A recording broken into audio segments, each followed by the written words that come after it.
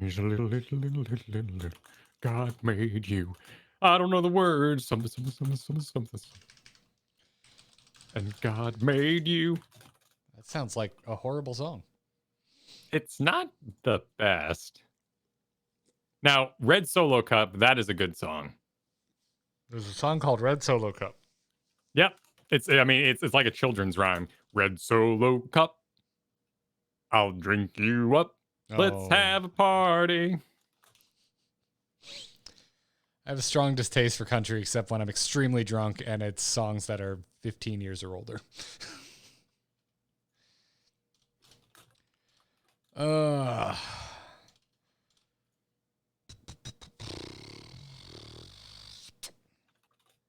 Drunk at weddings singing Friends in Low Places is the only time I can get in on some country.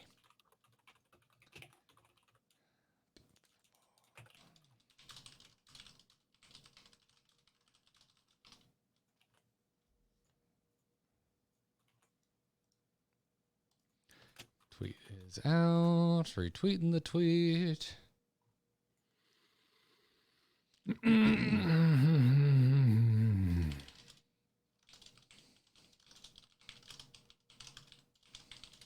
And unlike my home, you are not foreclosable. Bow. Red Solo Cup. What? Not selling me. You're not telling me I'm coming back to country, Kyle. Not here to sell anything. Except for the Patreon at patreon.com/ITN.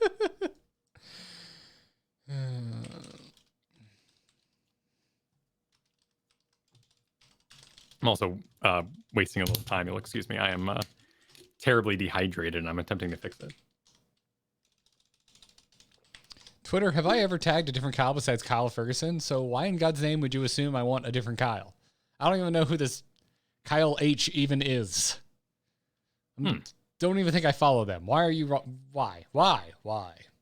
There's a Kyle who does like psychology lectures, I guess, and I get tagged as him sometimes. Thank you for the wonderful seminar. Oh. Okay. This one doesn't have the same last name, man. Yep. Do I need anything else?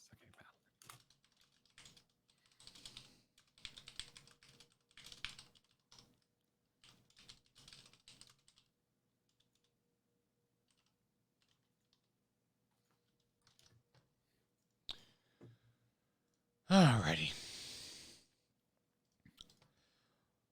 Are you ready? I am launching Heroes. Why did you send me two meme or GIFs? Oh, that's what I was saying. I sent those because I didn't want to stare at the Grubhub ad for the entirety of the show. Oh, thank God. Wonderful. I'd rather stare at a confused dog. Wonderful. Who is also summarizing my feelings.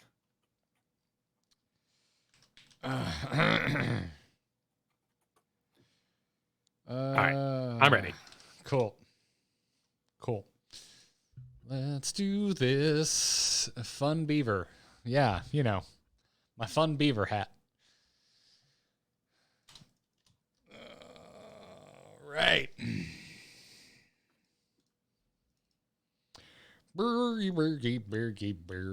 Into the Nexus 377 is next. All right, cool. We're recording live, everybody. We're going to record live and do the thing. We're going to do the Nexus with the Into, talking about the heroes of the storm, and we're going to do it in 3, 2, 1, go.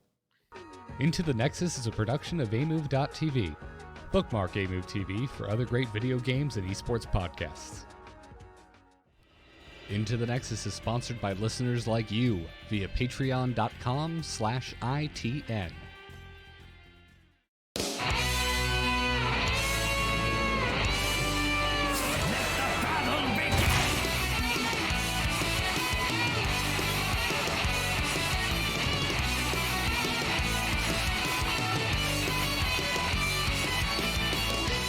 Greetings and welcome back, everyone. This is Into the Nexus, the podcast all about Heroes of the Storm.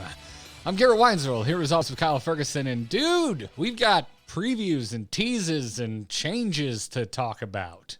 Yes. The blues are at it again. Particularly The Cobalt is at it again. The blue is The at blue. it again. They're... Yes. All of the comments that are like substantial. I want to make sure I lead this correctly, because like last time I was like, we got substantial comments, and you were like, but you don't need to rain on. No. I mean, this is a good thing. We got some substantial comments in the subreddit this week that's teasing what's going to be in the next patch from Cobalt, and a lot of them seem like facts. Like I say, a tease, but there's multiple heroes we now know changes are going to be happening to, and what those changes are. Yes. So we've got a nice chunk of hero stuff to chew on this week. It's gross when you put it like that. Think of it like your favorite jerky. Favorite beef jerky. That's less gross. Except when you crack it open on a long car ride. I don't know if you've ever done that, Kyle, but specifically the time I think about was on the way to your wedding. Katie and I had a long drive up to Jacksonville to watch you and Kristen get married. And Katie cracked this teriyaki beef jerky, and it was like someone just let a stink bomb off in the car. Oh, I'm sorry for that. No, it was wonderful. We still joke about it to this day, man. I mean, the beef jerky is the quintessential, I'm not going to buy a meal, but I would like to pay as much as a full meal. Yeah, beef jerky. The price of beef jerky is too damn high. If that's what you're trying to say, Yes. I agree with you. I am absolutely making that proclamation, and no matter what flavor or bizarreness they add to it, it is still just too darn expensive. You're damn right. You're damn right it is.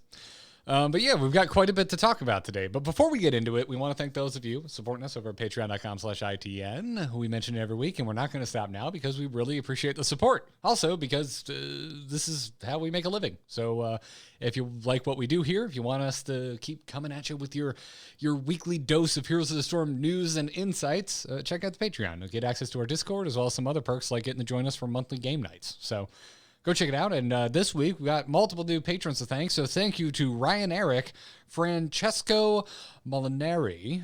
So I'm going to choose to pronounce that one. Hopefully I didn't get it too wrong. And Kyle King, which is actually what I call my co-host, even though that's not his name. Oh, thank you. I would like to read a quote from someone who signed up from the Patreon this week. Oh? I joined Patreon because I saw that sending Kyle a packet of wheel-shaped pasta would cost me too much, and it sounded cheaper on the long run. Where was that? Was that in the Discord? I feel like I read that, but I can't remember where I saw it. It was there on the Patreon. Oh, and God bless them. I think that's fabulous. Thank you, everybody, for your messages. I'm aware Amazon exists, by the way. I'm just, the whims of shopping are what I enjoy. I love how much feedback we got last week on the wheel pasta thing, dude. It was hilarious, and a good reminder of how many people are out there listening, and that you understand our sense of humor / actual desires. There's apparently nothing Kyle desires more in this world than wheel pasta.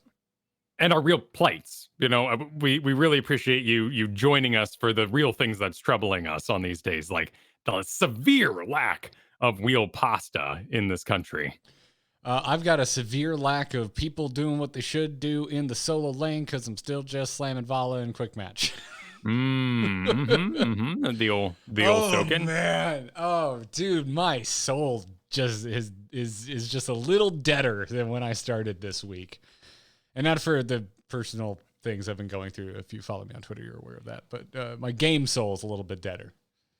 It's an interesting time to sort of summarize the meta as I'm noting it in higher diamond at the moment, and of course I'm at that thrilling like nothing's ever my fault kind of area of Diamond 2, where if I go halfway past the Diamond 2 halfway mark, I am in Grandmaster games with CCL players, and I'm like, I'm completely out of water. I pick a support, I do the best I can, but it's really not my fault if we lose, because what am I doing here? And then if I lose, I end up in low Diamond 2, where I'm back with diamonds, and I just pick Cassia, and I'm doing awesome. So I'm completely at no fault in my games right now. It's fabulous. I win when I should win, and I lose because I'm fighting professional players. Well, at least you figured it out. You have answers, Kyle. I'm not as good as I wish I was, is my ultimate answer. You can do you want to get philosophical? Because I feel like everybody wants to be a little bit better. Everybody wants to rule the world. No, I'm not going that deep, man.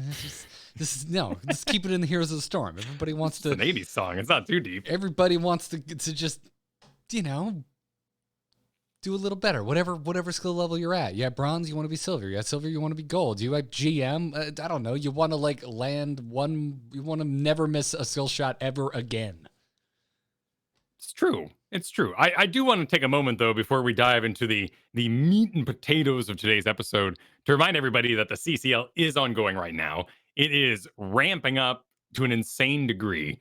The interviews I get to do over there for their halftime show are spicy because the competition is just amazing at the moment. The top teams are getting losses against lower tier teams who have gotten their stuff together over the course of the season. It's just really like every game is like 28 minutes, absolute throwdown. I think there was only one series this weekend that wasn't a full 5 of the best of 5. It's awesome. It's really good TV. You should check it out, the Heroes Hearth content that's being made. That's awesome, man. Yeah, you've been working your little buns off over there, so I hope everybody's enjoying your stuff. I've seen quite a few compliments come your way across social media and in our Discord, so it seems like folks are really digging it. It's a really good time. I like it. I like doing the interviews. Obviously, I do the show, so the talk radio is what I enjoy. But it's really fun to pick their brains a little bit. Yeah, weird, right? Weird stuff. Never noticed that about you. I always thought of you as an introvert. That's not actually a joke. I actually do think of you as an introvert. Yeah, that's a whole complex. We can go down that road someday of how an introvert became a talk show host. Well, you do it alone in a room, and you don't need to think too much about the fact that there are people out there. And also, we have a very kind Twitch chat. That too. It helps. This is a safe place to perform here on Into the Nexus. It's good. It's solid. You know what else is good? Getting teases about what's coming down the pipeline in Heroes of the Storm, which we got quite a few of this week. So let's get right into this week's Heroes of the Storm news. We're on, boys! Ha-ha! Let's liven up this place! Point me to the stage. Stay a while and listen. So, Cobalt, once again, has been busy replying to all sorts of business in the Heroes of the Storm subreddit, and this week was no exception.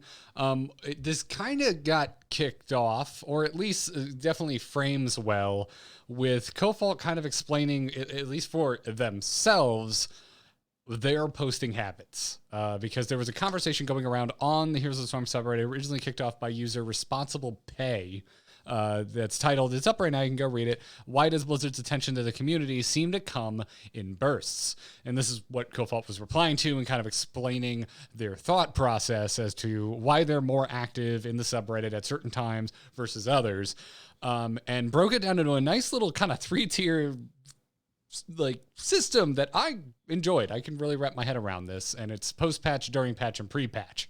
I'm basically saying that post-patch, Cobalt doesn't like to comment all that much because the community is still figuring things out. The patch is new.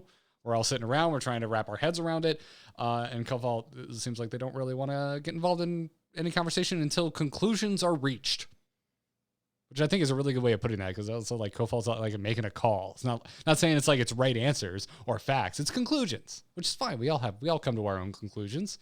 And it seems so much of the conversation between the Heroes community and Cobalt and Other Blues is about conclusions we come to, Kyle. Yes, there's a great phrase called temporary insanity, where after a big life event, in this case, a patch, you declare temporary insanity. All opinions are valid. Everything is okay because no one knows what's going on. And probably not the right thing to enter the temporary insanity of Reddit when heroes are being misplaced.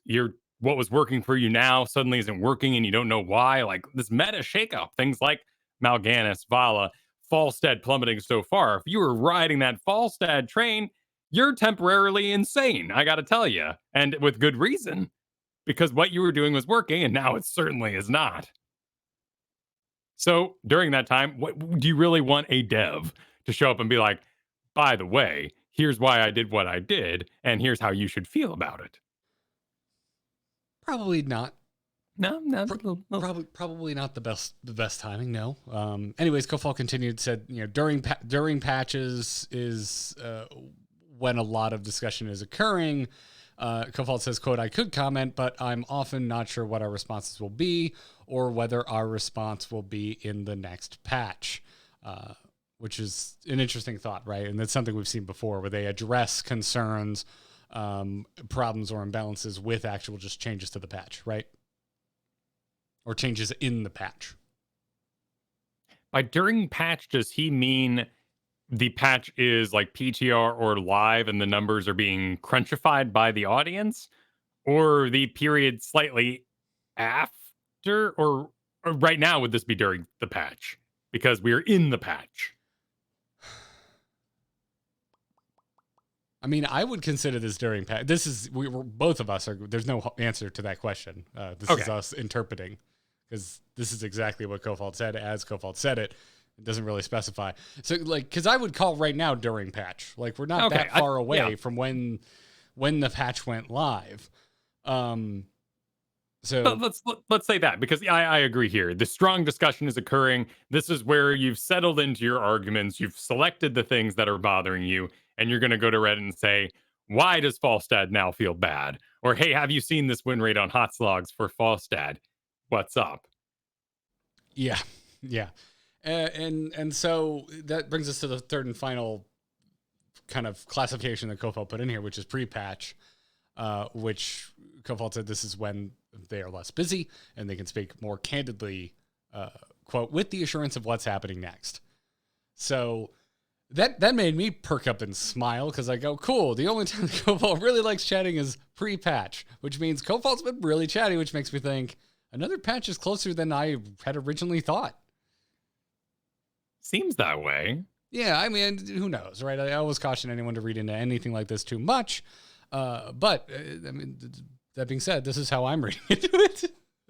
Right. Well, and for us as people who like to analyze the actual answer, the during patch is bad, will fix kind of statement doesn't help us understand what's going to happen, nor does it give us a view as to when that's going to happen.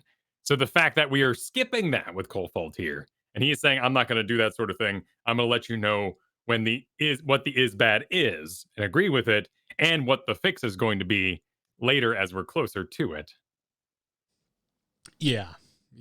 So I liked that. And then while kind of talking about that pre-patch bit, Kofalt straight up gave preview changes for Raynor. Gave us a for example. I'm just going to quote this exactly as written. The upcoming patch will have Raynor's Ace in the Hole returning to its pre-rework functionality. Woo! That's good. I'm so happy. Yes. The old Ace in the Hole did feel right and gave you a reason to auto attack something else, which was a surprisingly active thing to do on Raynor, when often it's better to let it ride. This Ace in the Hole currently is enemy heroes hit by Give 'em Some Pepper are slowed by 10%. Nice that that's there already, but penetrating round deals 25% more damage to stunned and slowed heroes. And I've been thinking about this a lot this week, before we even heard from Kofalt that this was going to be happening. Like, why does penetrating round feel so bad? There's certainly the aspect that it pushes further the closer they are, but that also means that Garrosh is already closer to you when you push him back a little bit further, so you're already in horrible, horrible danger. So that really doesn't work for me. And hitting him at great distance barely stops him, so that part doesn't really work for me. There's the you pop them and they die, and that's fun.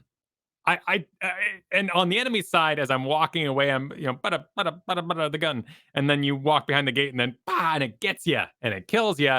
You go but there isn't that risk factor like the Vala Volt or the even RNG-ness of the Hungering Arrow bouncing around.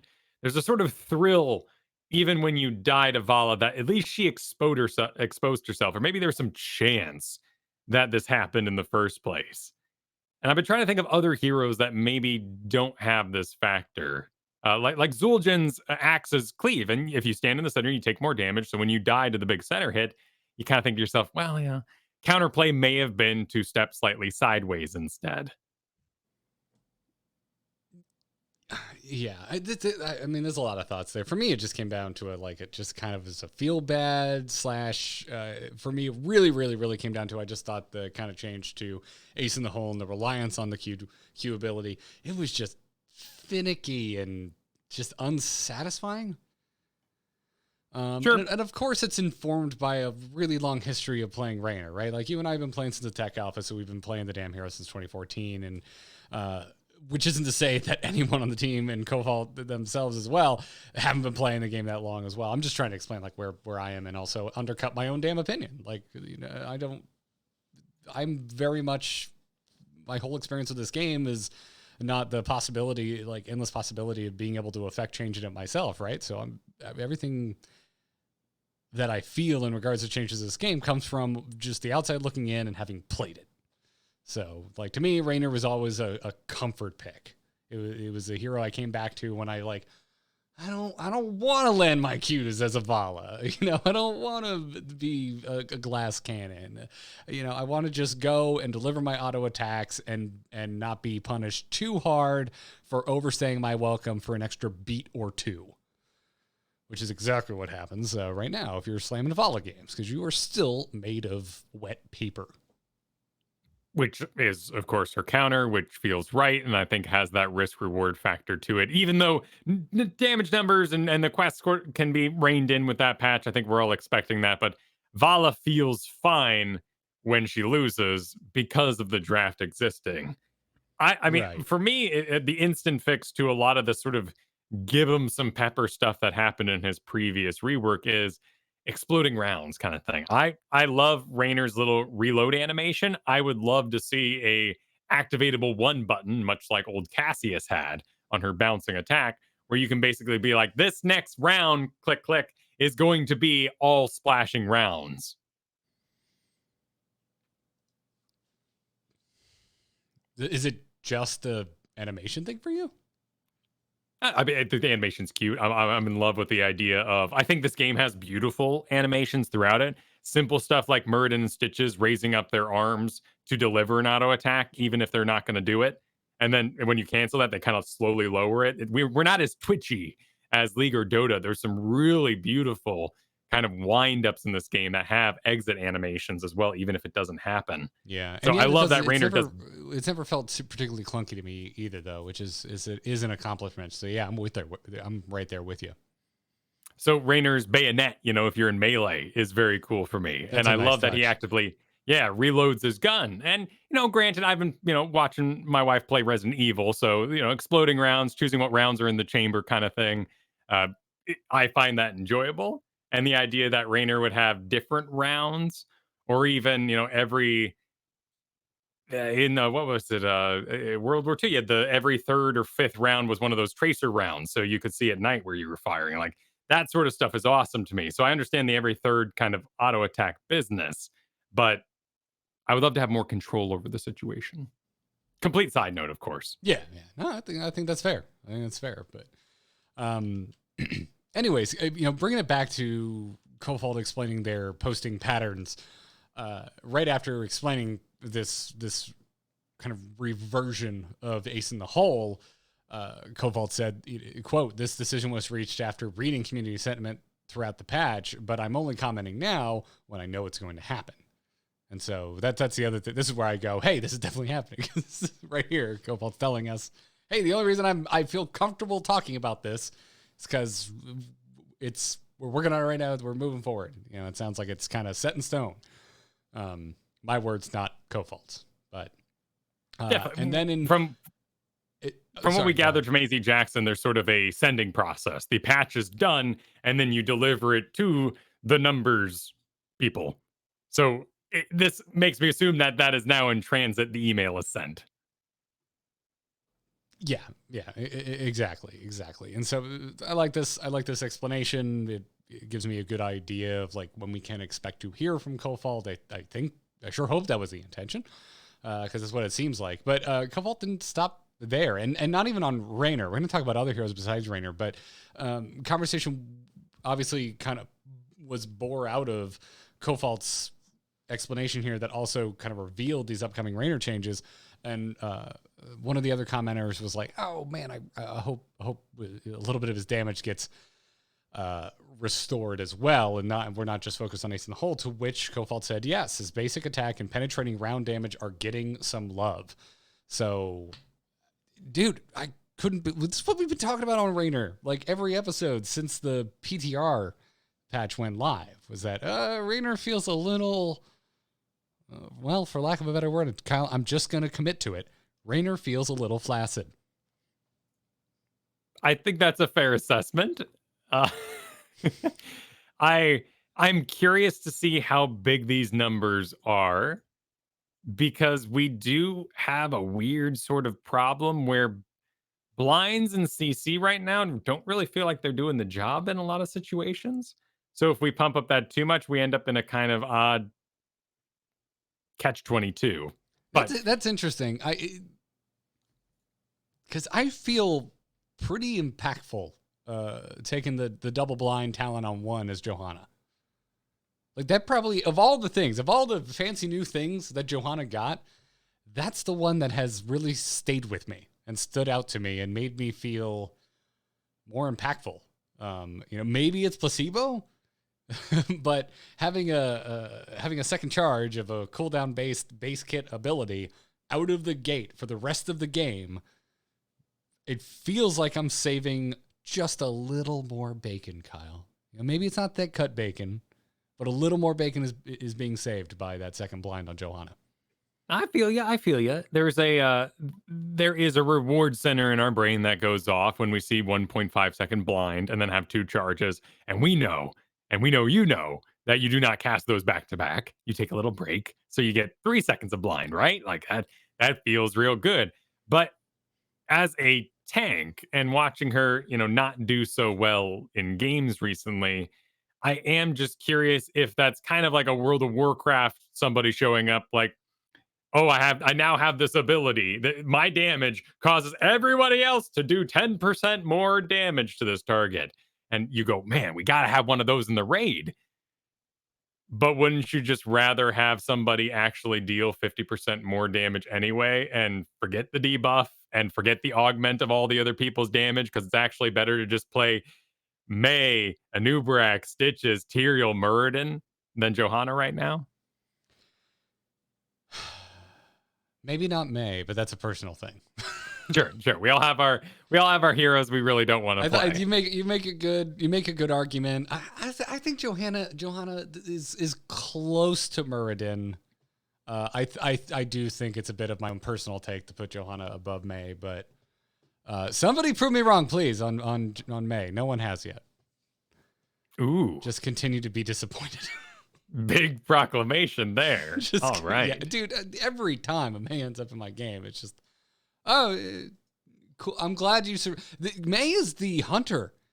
May is the hunter in like old, I mean, it's still a thing. I guess they have feigned death. If you're a WoW player, May is that one member of your raid that's like, everybody's died, but I'm still alive. And it's like, that's nice that you're happy, but the rest of us are pissed off. Guess what? My goblin shock pads didn't work out. Everyone walked back.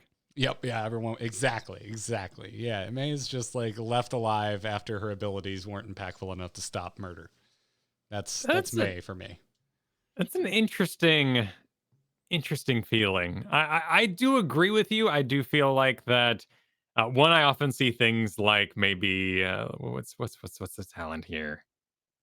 Not slush ball, is it? Yes, slush ball, level 4. That is a talent that I often hear mentioned when things are going awful. But guys, I can disable structures. So all we got to do is win all of our team fights in the next 10 minutes, and I might be able to get us a keep. Well, I'd rather have Sylvanas. Why don't we just bring more damage to the equation and a better disable for buildings? Or a turret, or a boombox from Lucio, or anything else on this planet that takes aggro that can deal that job for us. Amisha would do it. Yeah. Listen, I know there's been a couple, especially in the Bonanza last week. We had some patrons who were trying to sell some May. You're not who I'm talking about. I'm talking about randos right here. But yeah, it was. I stand unconvinced. This is what, I don't hate stitches anymore, Kyle. We're going on a journey here. I need to hate We're someone making progress. I need to hate someone new, and it's May. I mean, I think at least we're at least being creative in our arguments, because I think dragging out the dead horse of Blaze and beating that as my main tank is just done. I would rather not subject people to that. Oh, well, yeah. I'm not ranting and raving about Blaze not being viable, because no one, I think, is making the mistake of picking him on purpose. Actually, apparently, I learned this from my CCL interviews. There's one situation that you actually do Blaze, and it is when the enemy has a clumped front line. The majority of their damage comes from Tychus, so when you stun the enemy Diablo, you're also going to stun the primary damage dealer, for one. So, so it's a two-factor, clumped front line and primary damage dealer is Tychus? It's standing next to, so it could be Gul'dan or something like that, but that someone who really is like standing next to the tank, and on top of it, they have to have Junkrat. That's very specific. It is. You might be able to trade that. I am seeing more Junkrat. Yeah, and I'm not. I'm a mere mortal, man. I'm still chilling in plat. I'm not a high rank player by any means, and I am starting to see the trickle down Junkrat. So it is basically that magical. I guess it would work with Chromie too, but it's a magical equation where you're actually going to stun important things that aren't tanks, and your bunker can get you out of rewinds, loops, bombs, and things that are going to kill you. You, Blaze, not other people. You do not take bunker because you think other people are going to get in it. That's not how this works. That's where you go to wait for your cooldowns to come back out. Yes. That's your hidey hole. If someone joins you in there, you can have a little, pillow fort clubhouse for a little bit. But ultimately, your fort should be for you and your Game Gear, which doesn't have enough backlighting and it's too bright in the room. That's extremely specific. But I, too, also had a Game Gear long before I ever made the switch to Game Boy. Yeah, interesting stuff. I'm sorry, I'm just thinking about Game Gear, and now chat room's talking about Game Gear, and moving on. I had that VR Troopers fighter game. It was great. I just remember dying a lot in Lion King. That game was impossible. Yeah, but apparently not as hard as the actual console version too. But yeah, awful. I know they're both hard. I thought the Game Gear one had a worse reputation for difficulty, but I could be maybe wrong. I remember Can't Wait to Be King, jumping on all the animals. It was awful. Scar was really hard. I mostly just played the Sonic game that was on there. Just awful. Yeah, that was my go-to, attached to the cigarette lighter, powering it for car rides, because Lord knows those 6 AA's weren't going to last. Yeah. Anyways, needless to say, I'm really excited about the Rainer rework, or reversion of the rework. It sounds like you are as well. Yes. Okay. Cool. Well, that's not it. We're gonna have more Johanna talk, because we got some Johanna teasers. We also got a Malfurion teaser. But before we get into that, let's thank today's sponsor, Kyle. We have a sponsor on today's episode of Into the Nexus, and it is Bombas Socks. They are back sponsoring this episode. You've probably heard us mention them before, but if you didn't, turn it up, because they're super freaking comfortable socks, man. I just got some new ones. I still have a few of them. I think I showed them last time. But I got so many new ones that I have some that I haven't even taken off the cardboard stock yet of these no-shows. They're tie-dye. They're wonderful colors. They're so easy to find. Half of these have already gone through the wash. I found them immediately. Do you know how nice that is with socks, Kyle? That is fair. That is a fair critique of socks. Especially right now. It's summer. I'm sweating like crazy. So I'm burning through socks. And yeah, it's easy to find them. They're just super, super comfortable. If you're unaware of Bombas, they just make really comfortable socks. And also you can feel good when you buy a pair, because for every pair of Bombas socks you buy, Bombas donates a pair to someone in need. And so far they have donated over 45 million pairs. That is a lot of socks. That's a lot of socks. Wow. I wouldn't have to go searching if I had 45 million pairs of socks. That would just be my laundry. True. Yeah. That is true. Yeah. Yeah. But they also have new performance socks, which are wonderful for workouts. Extra resistance, double speed, 1 more mile, whatever it is you're trying to accomplish in your workout. It's harder, but your socks shouldn't make it harder. They should just make things comfortable, and that's exactly what Bombas's performance socks do. They're built to be nothing but comfortable and supportive. And I need support when I work out, Kyle. I don't know about you. You're a generally supportive person, so. I actually got these exact socks because we go hiking a lot here in Oregon. So I have them now for my hiking boots, and they're awesome. That's awesome. That's great. So anyways, if you want to go check them out, you can go to bombas.com/Nexus right now, and you're going to get 20% off your first order. That's spelled bombas.com/Nexus. And you're going to get 20% off. We thank them for their support. Support the brands that support us here at Into the Nexus at bombas.com/Nexus. Now, moving right along with more of the next patch previews that Cofalt gave us via the Heroes of the Storm subreddit. Malfurion is up next, Kyle, and specifically his Tranquility bug. You out there might think to yourself, I didn't know Malfurion had a Tranquility bug, and that's because it's been in the game since 2018. It's a long one. This is one that has basically been not forgotten, but given up on by those who are looking for other more egregious bugs to be fixed. Yeah, it's just kind of been accepted that this is how Tranquility works. And so if you're curious about what it is, it heals more than it should and lasts longer than it should. And it seems to be because of old functionalities that never quite got removed all those years ago when Tranquility got changed. Because the tool the way it's supposed to function is that each enemy hero hit by Moonfire is supposed to reduce the cooldown of Tranquility by 3 seconds and increase Tranquility's healing by 10% per ally affected by regrowth. Level 20 augment. Yes, level 20. What's actually happening is that it's increasing Tranquility's healing by 25% baseline and an additional 10% per ally affected by regrowth. And on top of all of this, it lasts 2 more seconds, which is nowhere in that tooltip. And it's for Serenity, level 20. Sorry, I didn't say that. And that was 20. The old functionality, which is now stocked on top of this Moonfire business. Yes, but it's just it's doing 25% baseline more healing. It's lasting 2 seconds longer than it's supposed to, and it's still giving you that 10% per ally affected by regrowth. And so this was brought up, and Cofalt said that they are updating the tooltip to reflect its extra 25% Tranquility healing. They are also cutting the extra 2 seconds of Tranquility duration from Serenity. And so, I mean, to me, it does. This makes a lot of sense. Like, it has been the truth of it is that this has been a long-standing bug. Like, we have more than 3 years. We have 3 years of this bug being in the game.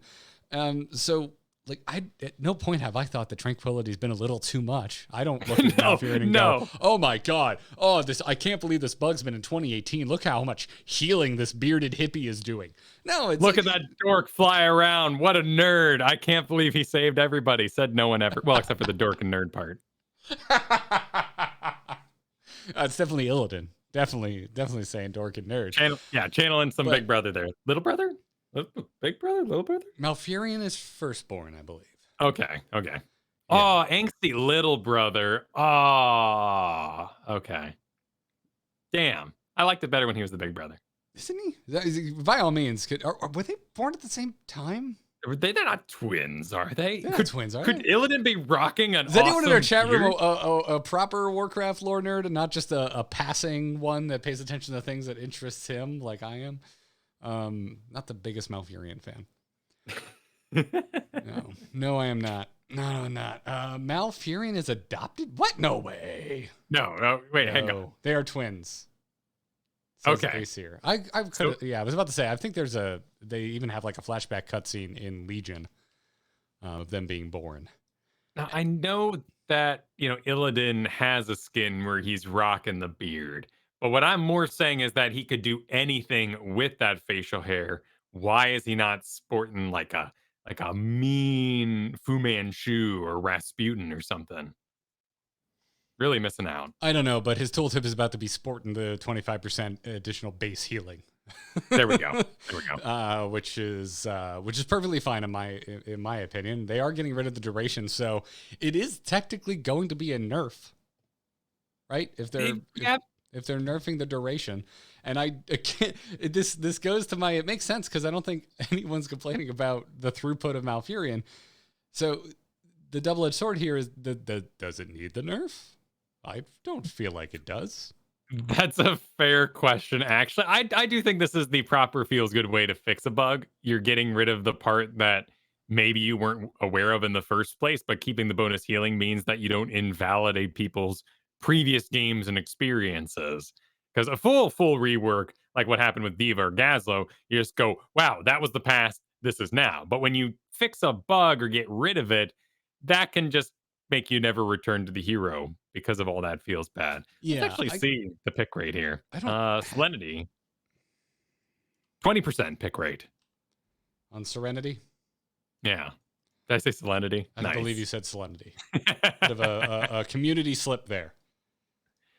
Yeah, I'm pulling it up on Hot Slogs right now. Yeah. We got with the most recent patch, we got a 20% pick rate on Serenity, with a 60% win rate, which ties for highest win rate with Lunar Shower.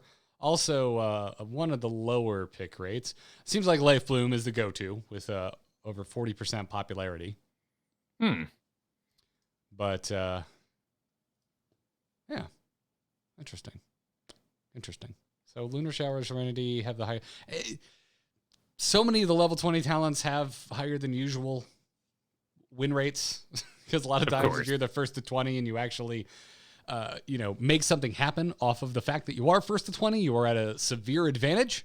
So always take level 20 win rates with a grain of salt anytime you're looking at a site like Hot Slogs, but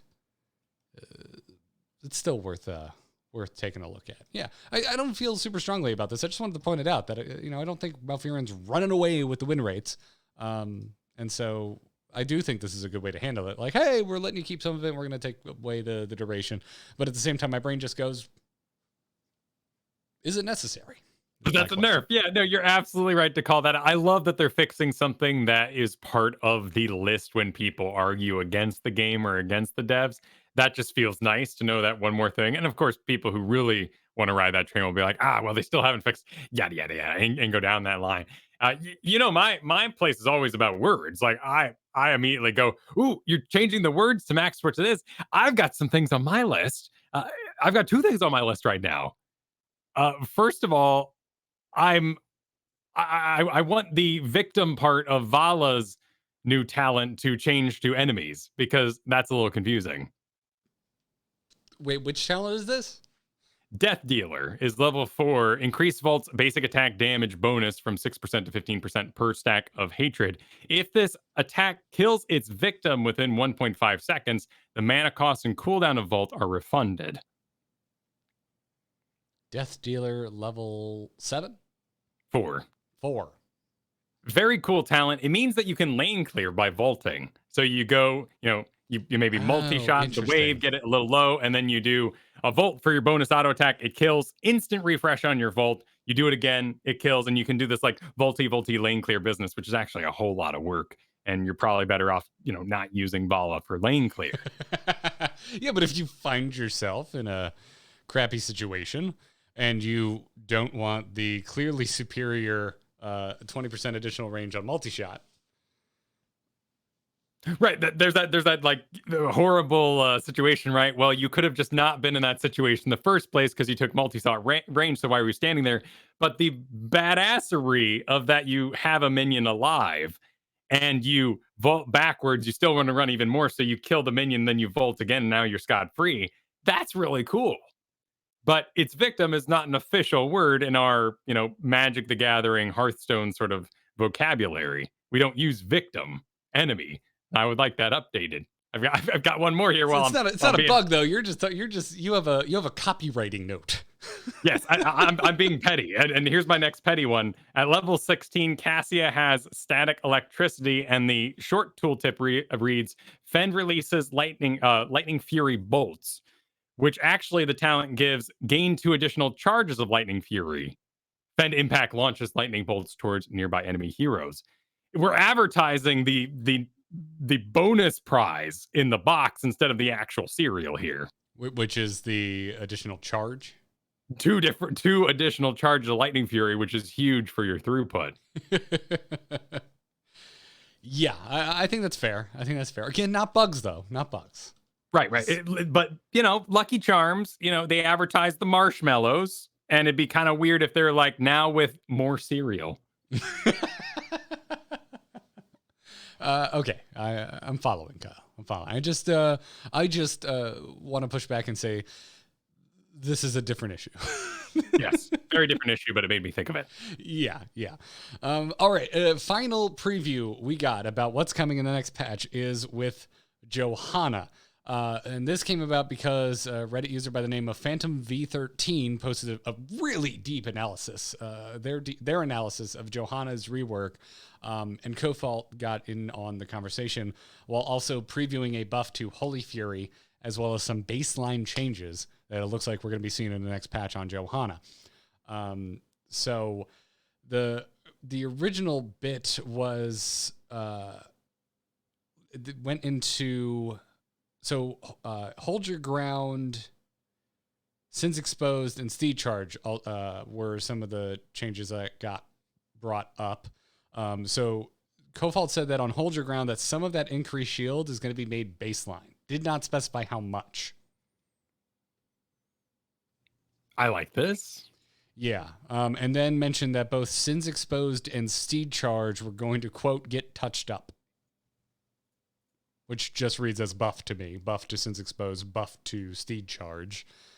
You and I were both quite excited about Steed Charge, and I still take it, but I will say it is not nearly as exciting as I thought it was going to be. It's a surprisingly tame ability. Would you say it's a tame steed? It is a tame steed, yes. I would even call it a mount. But we're also living in the Stitches heyday, so running away from Stitches at any sort of normal speed is not usually going to work out the best. That is fair. I would love to see this get your movement speed cannot be decreased below a certain amount. Because getting on your mount while Jaina frosted just feels like disappointment in a button. Yeah. I gotta get out of this blizzard. Go. Go. Like, what's the point, right? You're so friggin' slowed. Like, what are we doing? I understand you don't want to give her unstoppable. It's Johanna. She doesn't need another unstoppable. Absolutely. Agreed. But yeah, maybe can't have speed reduced or find a maximum reduction, as you mentioned, that feels satisfying. Because right now, it is unsatisfactory.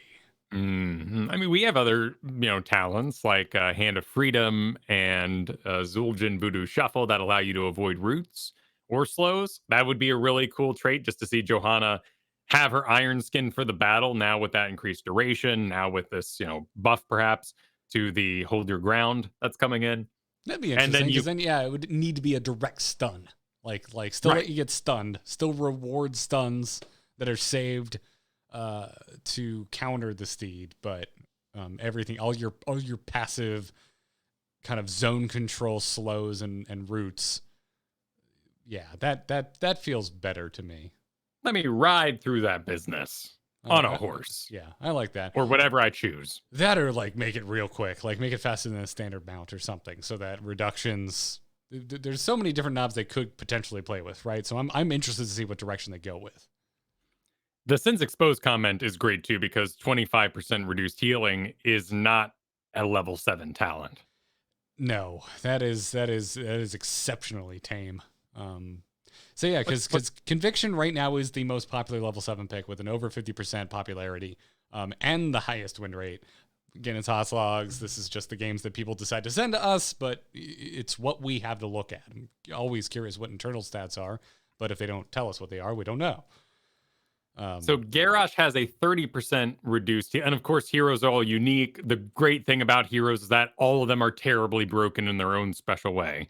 So I understand nothing can really equal up, but Garrosh Body Check has a 30% reduced healing at level 1, and Varians, I believe, and I'm on the way now, is a 50% at level 13. Mortal Strike, 40%. 40%. So, wait, hang on. So 30. Oh, that means, so it should be 35 by that math? I guess that's okay by me. I want a way to augment it. Ultimately, that's what I feel. Let me go back to Johanna here. Because we got Subdue. Hitting 2 or more heroes at the same time with Punish increases the slow to 80%. That feels good and gives me a reason to act in situations. I think it would be awesome if Sin's Exposed. Let's maybe not go nuts for 50% reduced healing, but maybe give me 20% reduced healing. And if I hit 2 people or more, it's 40% or 15-30 split. What do you mean 15-30 split? So if I punish with my shield one person standing by themselves, 15% reduced healing. But if I hit 2 people with one punish, 30 to both of them.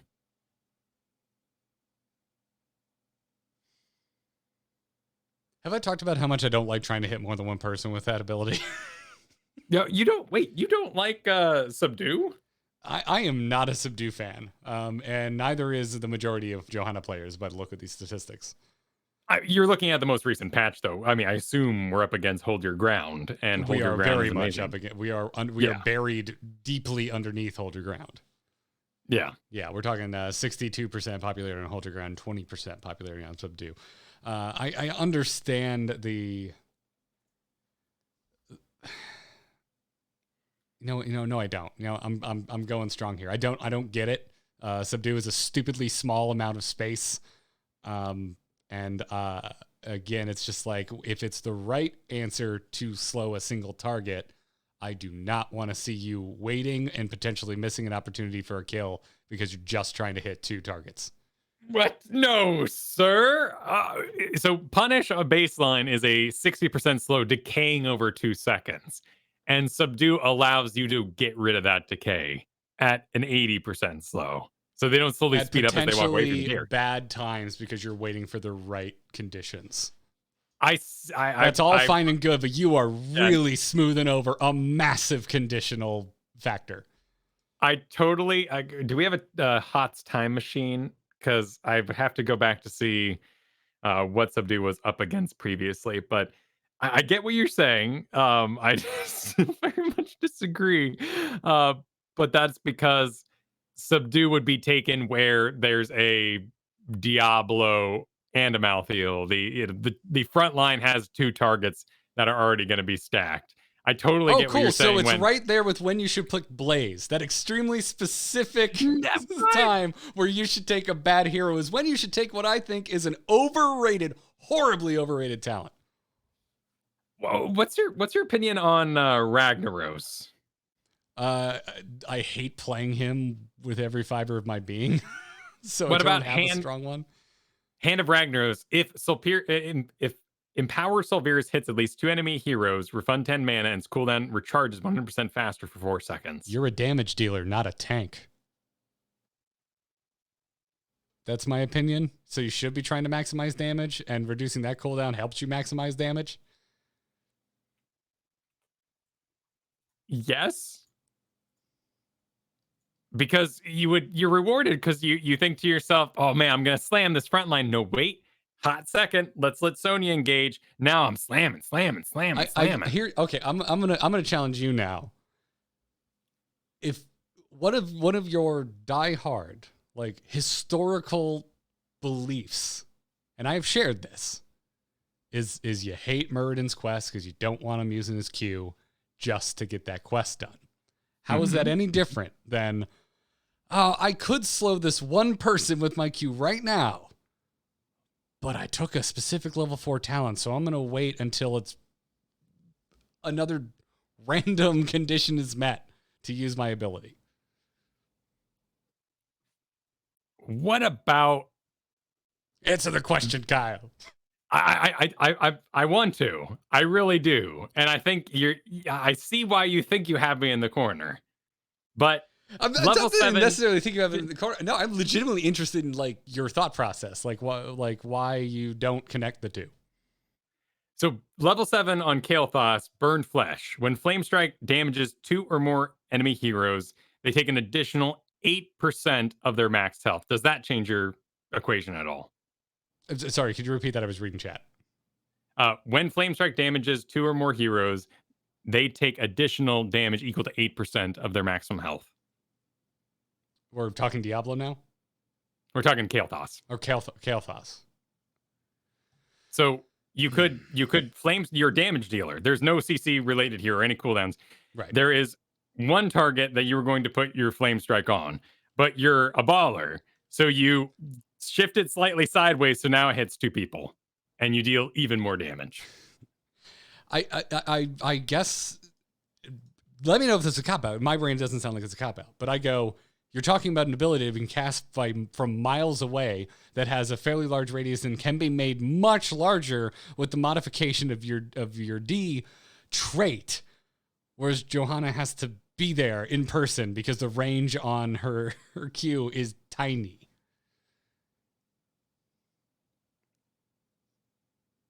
I didn't know this about you. Well, it really never comes up, but yeah, I really think Subdue is like this blind belief that no one has ever questioned, and its win rate's the worst. It's the worst win rate. All right. It's. I think I think it empowers tanks to let shit by that shouldn't be let by, and and that is like so ingrained into the reason certain tanks annoy me. Is like, why are things getting past you? It's why I've never liked, sorry, getting personal. I've never liked it when you're on Mal'Ganis. Because you're just off doing your own thing, and we're all like, cool, team's on us. That's true. Mal'Ganis is very much the entire backline is sleeping. Why are you struggling with their front line? And because the front line is killing us. It's granted, exactly. This is the heyday of Sonya. So exactly. Sometimes it was Sonya beating on us. Totally. So that's, I'll let you out there. I didn't mean for it to, this is not me like coming at you hard, man. I didn't mean to, but it's just, a personal example that I can bring in. This is all great. And I do agree. And I can see the situations that came up for you when you saw the enemy Diablo walking right past Johanna and she thought to herself, well, I have Subdue. Please pass by. Diablo, you have no friends with you. And that is not where you would take Subdue, and that is not why you would use Subdue. Yeah, and listen, like this is like we're focusing on it now because we have the time, right? We're getting a very curated preview of what's about to come in the next patch. Every time a Heroes patch comes, man, it's huge. I don't have time to sit there and give you my like one-off thought about why I think Subdue is overrated and everyone's kind of sheeple when it comes to Subdue. Like, it's actually not one of my more passionate thoughts. But now that we have time to kind of expand upon it, yeah, I don't really like it. I think it's overrated. I think it's an excuse for a lot of people. What's your opinion on revolving doors, and should 2 people go through the door at the same time? I think that's risky as hell. That sounds like a tune-up. That someone's taking the inside line on that, Kyle, and their heel is getting nicked by the door behind them. That's what's happening there. All right, we learned something good today. That's actually an interesting. So you would actually prefer things like Die Alone on Malthael, where you are targeting one hero only, and you get a reward. Again, it seems so much different on damage dealers, man. Like they're like in a lot of cases, like especially damage dealers that get to make a choice between single target or AoE. There's value to both. Single target, you have a more informed decision. You can possibly impact a quicker kill on a single target, but AoE is much more likely to tax the healer depending on who the healer is. We're not talking about Lucio or other good AoE healers here, but there's so many factors that go in there. But like so much so, there's the reason I'm so focused here is because it's just like, do I have a tank? I don't want stuff slipping by. And to me, I look at Subdue and it's just a big excuse to let things slip by. That's great. I think this is fabulous. Dude, I'm finding out how passionate I am about it, like right now in the moment. Like I just haven't really, no one's challenged me on this because I've never expounded my passing opinion that I don't like Subdue. I love it. Like, and I love the idea that we can apply this to so many situations. Like, Garrett hates even-handed blessing on Anduin. If Flash Heal is cast on a different target from the last, it increases the healing and refunds the cooldown a bit. No, I love that. Tyrande has a very similar mechanic. That's fine. No. It's a healer. Spread the love. You're right, the only tank. Your only purpose is to hold the line. But you're and staying in the lunch line. Subdue should be called that person at Disney who unhooks the queue and says, "Hey, just go by. You're a single rider. Here you go. Go by." And this, I can make an argument that this Anduin town is like you're standing in the lunch line, you got your tray out, and the lunch lady serves you half the helping of mashed potatoes you're going to get, and then she goes and serves the next person, and you're like, "Do I get the other half?" Why don't you complete my pile of mashed potatoes first before you go sharing the mashed potatoes with other people? Because you've already thrown out your W and you know it's about to come back and fill in that gap, and you'll be back to them with your second queue, and more heals will come. You'll be able to heal more regularly. There's a throughput. There's efficiency, there's value, and there's throughput there with what you're describing with Anduin. And with Johanna, I see a binary. You waited. You waited because you talented a certain way. You hesitated. I feel you. My personal opinion on Everlasting Light on Tyrande is that it is the pizza party and like a daycare. And you want your 2 slices of pizza now, but they're only going to give 1 slice at a time. And just please, I'm a big boy. I want 2 slices today, right now. Don't give the other person their pizza first and then I come back later. Just give me all my pizza. I will take 2 and I'm done with this. Yes, I'm budgeting. I will budget my own pizza. I will eat it at my own speed. I do not want to rejoin this line for the second slice. There's limited seating. You've already asked if I could stand at the bar. I've agreed to this. I don't want to inconvenience myself more. Yeah. We're getting very lost in Analogy Town now. So back to Johanna. Back to Johanna. By the way, I just want to real quick say that I find it hilarious that who was it in chat room said, "I hope you enjoyed the final episode of Into the Nexus." It was Muffin Pickle. Kyle and Fergusson Kyle and Garrett get a podcast divorce because of Subdue. For Subdue.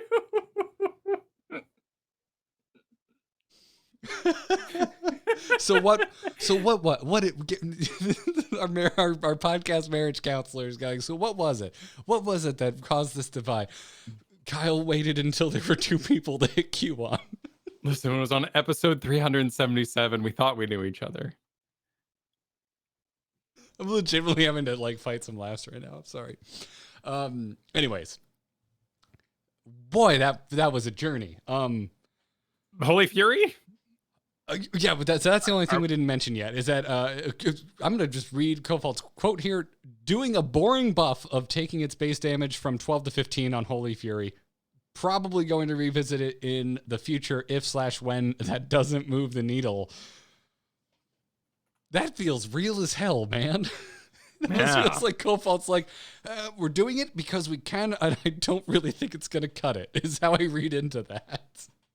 Yeah, I like the idea of just admitting certain buffs are going to be boring and less flashy. There was a very cool one that he said, the people were sharing their ideas. This is a huge Johanna post. A lot of people really had at it for being low tier understanding of the hero, but it's really awesome. He jumped in there and had some comments to say. There was an awesome idea shared that he really liked, where there could be a talent that if you broke Iron Skin, blinds would launch in a full area around you or at the heroes around you.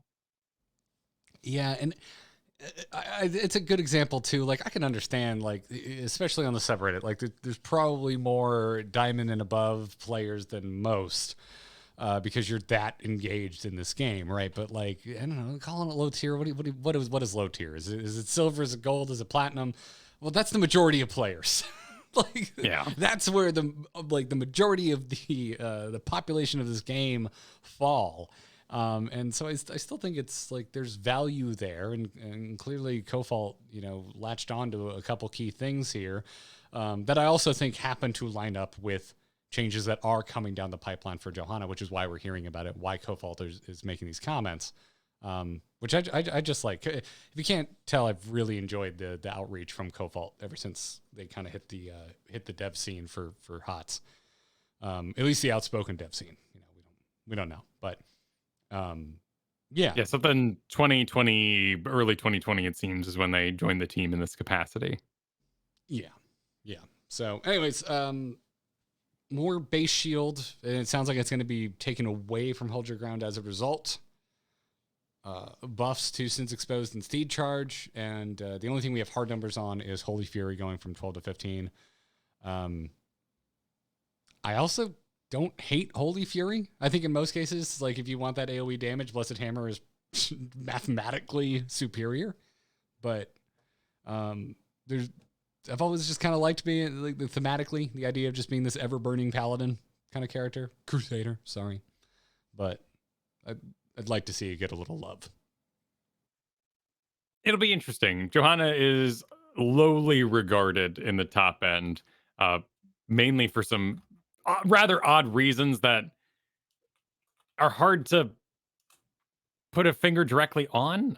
She is considered to not be the anti-auto attack tank that she once was, but many people use her in that regard. A lot of that has to do with the change to Divine Fortress and how it used to provide, big armor. Now it provides stacking up to 40. Previously, the version that it had was a lot easier to use for anti-auto attacks, and blinds don't actually work in high-level play unless it's actually attaching a spell like Maev's Umbral Chains or the Ragnaros Slam kind of thing. It's a very messy business to properly make a tank for all leagues. Yeah, absolutely. Mileage very much varies from skill level. It's kind of true of every role. Yeah, that's true. Except for Genji. Dude, what has been with the Genjis you and I have been ending up in games with? I don't think there's any good Genjis. How many times in the last 3 weeks have you and I been in a game together and gone, hear a death sound on our team and go, what happened? And one of us just goes, Genji things. You know what? Actually, this may not be in all the games we played together, but Lucio is surprisingly amazing against heroes who think they have amazing mobility, like Zeratools. I've seen a lot of Zeratools struggle this week with all the Lucio play. Genji, that exact same reason. He can stick to you. He can reveal you really hard out of your various cloaking abilities. And he does not care if you think you have a way to leap away, because he will boop you. I have no complaints about Lucio unless I'm against him. I do not. He's a gnat. He's a gnat and a jerk. Yes, and when he's on my team, he's my best friend, constantly saving my ass and annoying the enemies and distracting them. The amount of the amount of times that Lucio saves you not from healing but from just giving the enemy a lie of hope that is, I can kill the healer right now. So they break targeting and try to kill Lucio, and you get out of there, and of course Lucio gets out of there because wall ride. But it's a great hero. Great hero. Anyways, moving away from heroes specifically into kind of just Blizzard specifically, BattleNet is going global, is what all the headlines are saying, Kyle. Yes, but how global is it really going? Because I don't think I can go play Heroes of the Storm with my buddies in Europe right now. Starting today, friends lists from different territories will be merged into one. That's what's going to affect you in Heroes. Oh, cool. So they're definitely upping the woefully short maximum amount of friends I'm allowed to have on my list. Yes, that has to be something that's in this announcement. That I haven't been able to They find didn't, out. Kyle. That's the joke. They didn't do it, and the friends list is still one of the most woefully tiny amounts of people I could have on a friends list. I actually have no idea what the caps are anywhere else, but I'm going to say it. I ain't that internet famous, Kyle, and I have a problem with this. Well, and it's not entirely bothersome is kind of the weird thing about it. Like, it is kind of nice that it does sort of group the games together. You look at your friends, you're like, man, look at all those people playing Heroes. I got a lot of Heroes fans. Ooh, is there a new WoW expansion? Look at all that WoW. But I don't curate it like I do Steam, because Steam is straight up creepy. Like, Steam is like, hey, I see you playing a game. What are you doing over here? By the way, your friend's playing Civilizations. And you're like, okay, thanks, Steam. What? Why would I? Oh, I thought you were going to need say it was creepy because of all the hentai. That too. Mainly how it's all in the new and up and coming, and then it's never in the top seller. So I assume it's all awful because it really is everywhere. No, that's part of the But conspiracy, man. You gotta keep that hentai down. You can't celebrate how much it actually sells. right, people might not be aware that Days Gone is out, or actually, the Going Medieval kind of looks kind of fun. That kind of looks like my jam. I kinda like that. Jurassic World Evolution is getting a sequel just announced today, man. They're making a 2. They're making Okay. a 2. Okay, I still have a big problem with Ian Malcolm being like joyous in the background with his or being involved at all.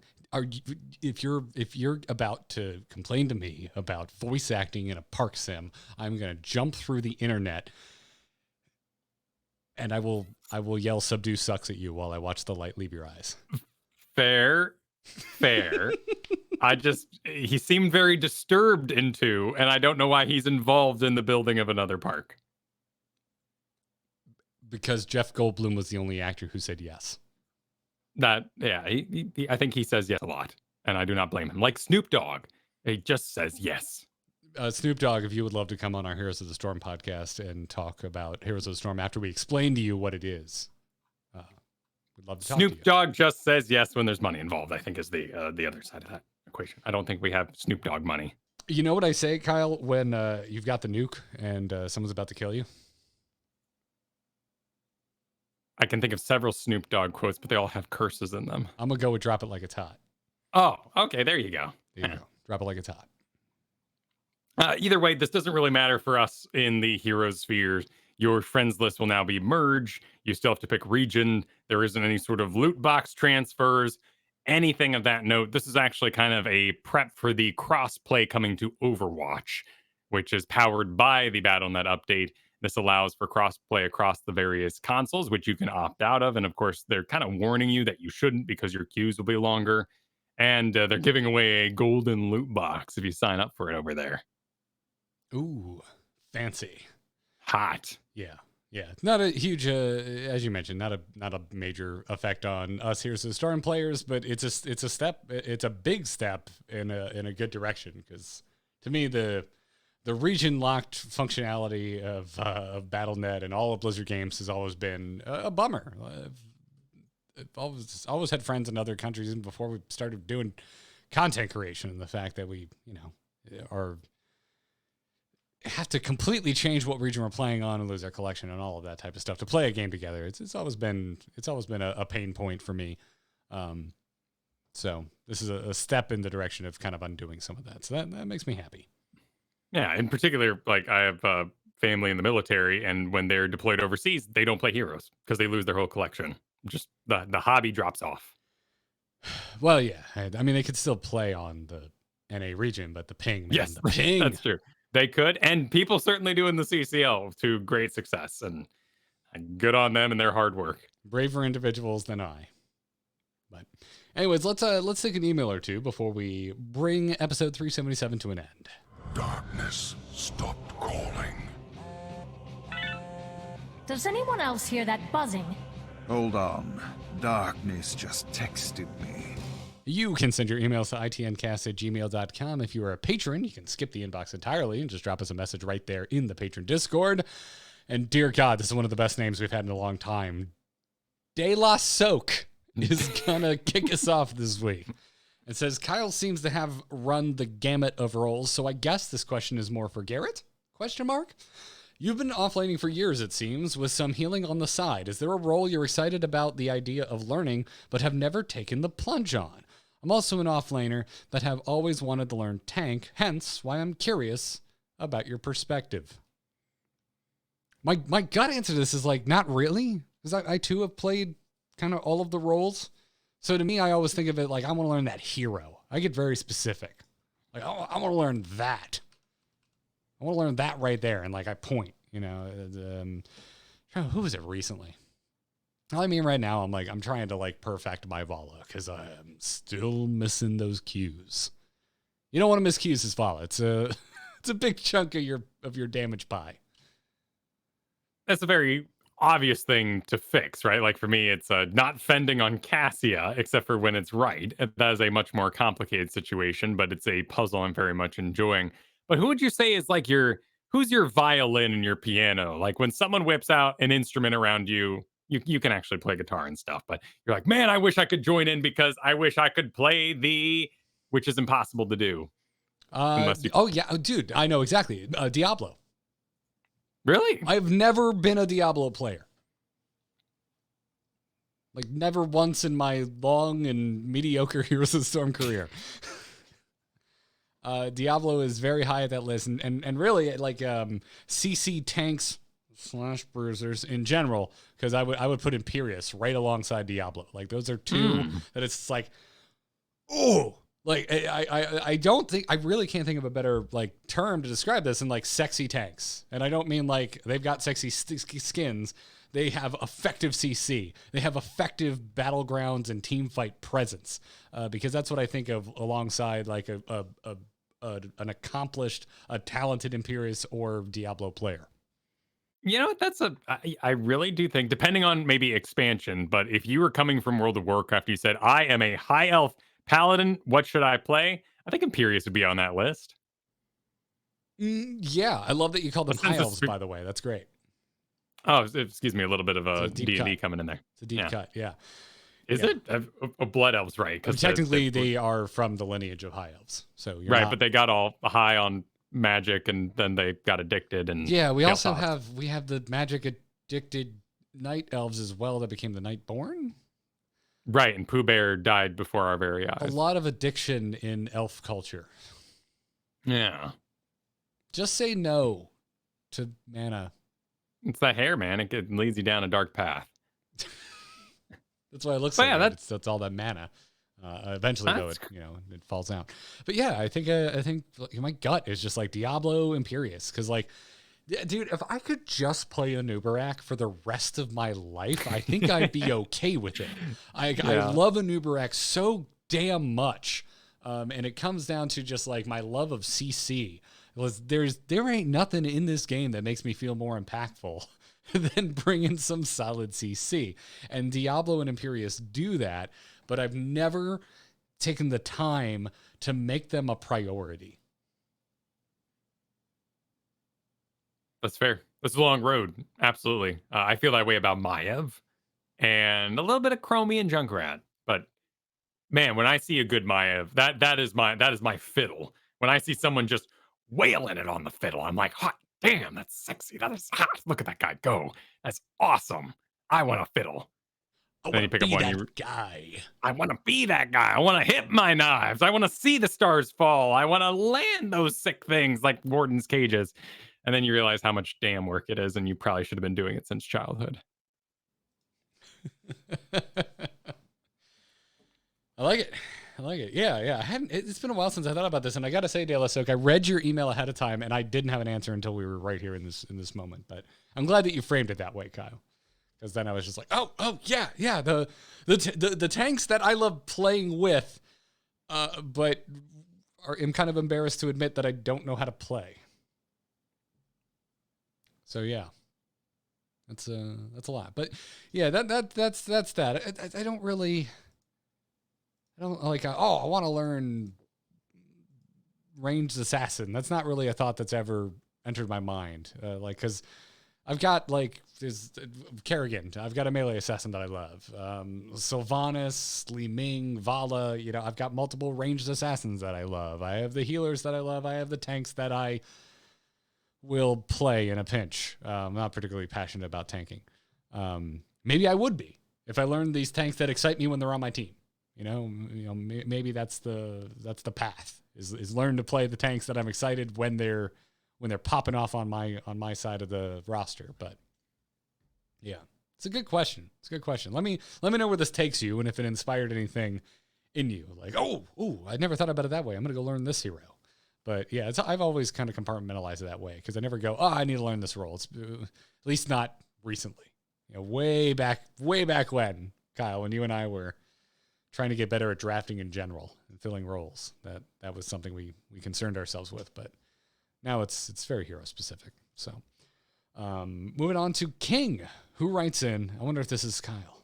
Kyle King. Oh, could be. He's a new patron this week.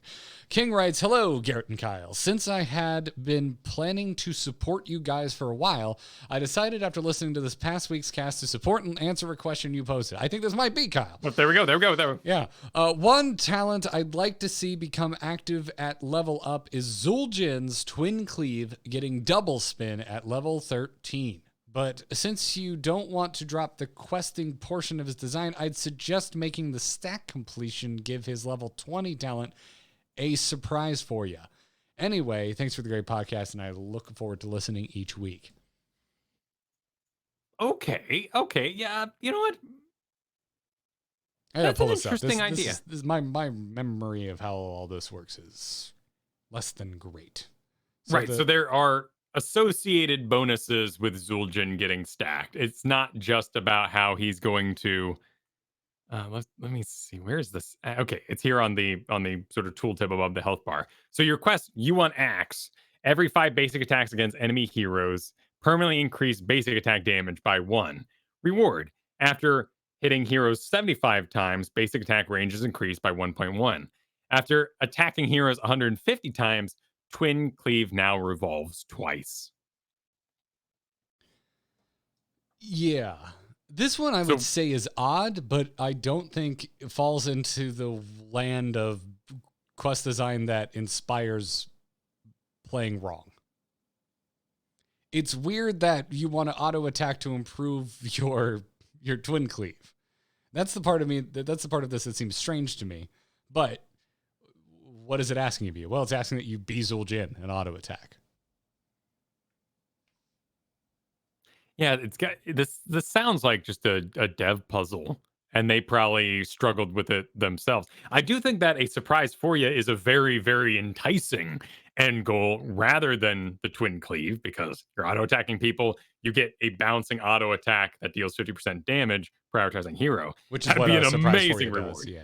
Yeah, and getting the cleaviness isn't exactly what you're after, but I also see a world where the devs basically said, okay, if we have cleave revolve twice as a talent, this increases lane clear, this encourages the spell damage build, and maybe things like Arcanite Axes and Lacerate suddenly become more desirable, but you have to take this earlier talent. And in that way, I think they do want to make a world where you would go, no, I'm going to take, for instance, that Lacerate at level 13 because I want to slow them. And I'm choosing, I want my own movement speed, I want to root them, or I want to slow them. And that dynamic choice may be selected independently.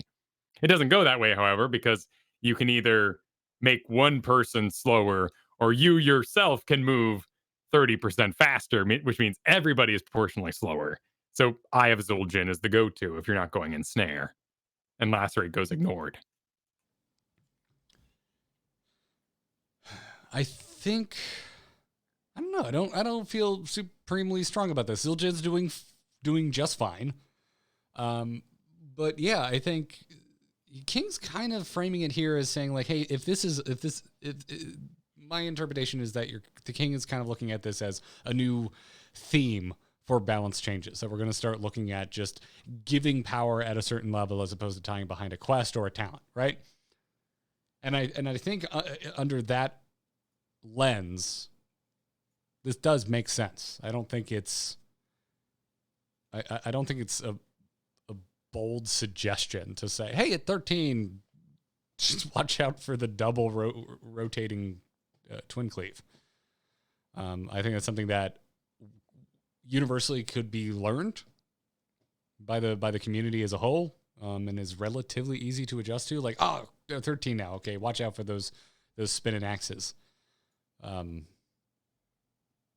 But I mean, you're the Zul'jin player. Like, I haven't heard anything that sounds like a yay or nay from you. Like, would you be excited about this, or do you think it's too much free power given? Guaranteed power, maybe not free. Yeah, the writer here has identified a really, really unique situation, and I think it is worthy of investigation by the devs, because that is a disconnect from an auto attack quest now causing Axis to cleave and spin around more. I like that a lot. My mind then goes to, well, what other things are very convenient and could feel required but would be broken, like maybe Jaina's Ice Bolt piercing, Or if we were to think about someone like Phoenix, he has a level 1 talent quest that allows his plasma cutter to spin one additional time. Those ones I'm like, whoa, no, no, no, no, because then you're going to automatically bake in power that encourages a existing build to just be better. So Zul'jin is in this really unique place in my mind where if he got that for free at 13, it wouldn't automatically send us all flocking for axe quests or axe talents to augment that action. Okay. I think I'm for it, but like it's funny. I don't have a subdue level fire burning in my belly about this subject. Yeah, I think it would be perfectly okay if they went ahead and made this a guaranteed spike at 13.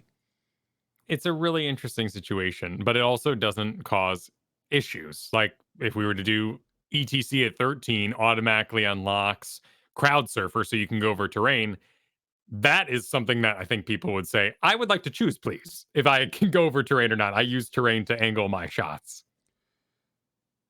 That's a good point. Yeah. There's no inherent downside for the Zul'jin, right? Right. There's obviously inherent downside to the opponents that stand in the path for more than one rotation.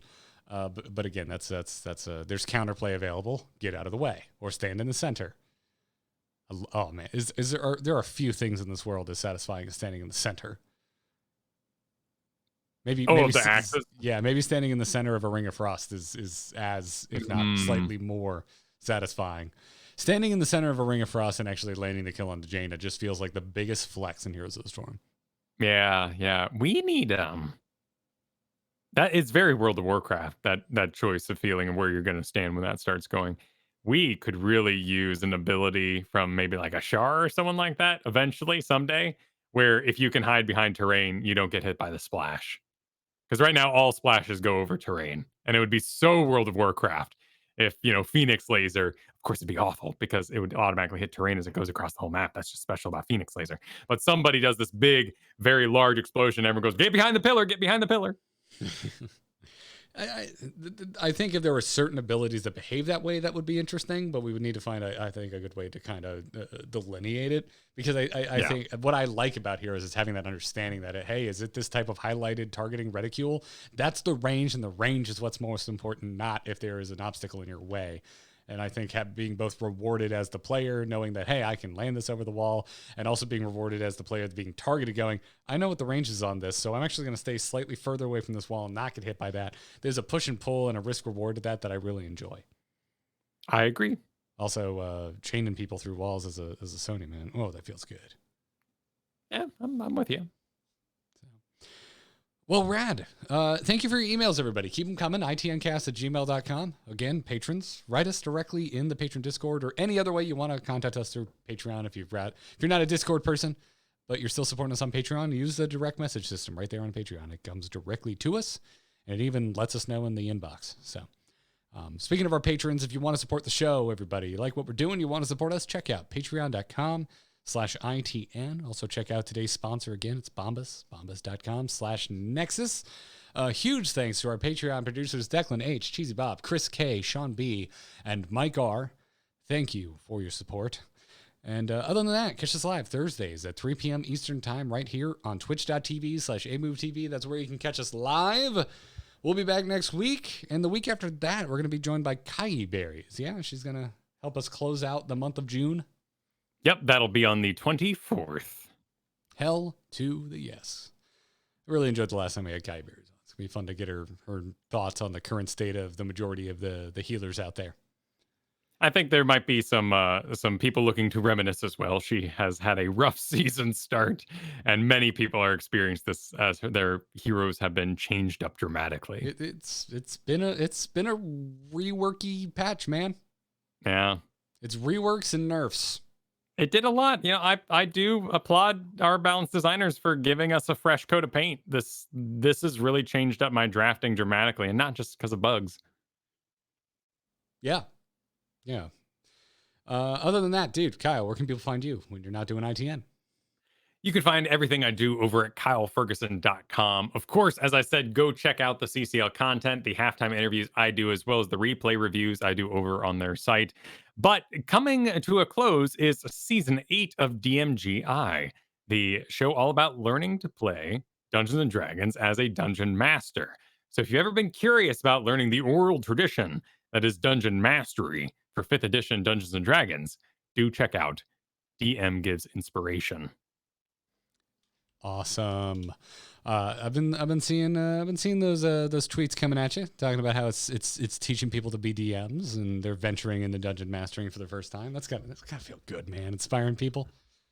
It does feel good. Like I said, oral tradition. It is a dropping the chemistry books on their table and saying, "You see you next week for the test." Like it's DMing is not a thing you walk into blindly having read a few pages.